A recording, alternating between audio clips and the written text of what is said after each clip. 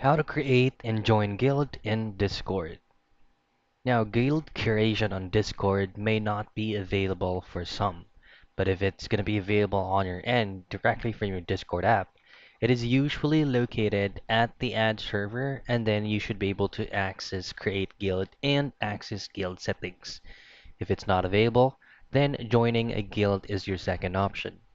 Now, joining a guild may be available on the Discover feature or the Discover portion, which is going to be this one right here. All you have to do is just to simply choose on any platforms where you will be joining guilds, for example, on Minecraft or on Valorant.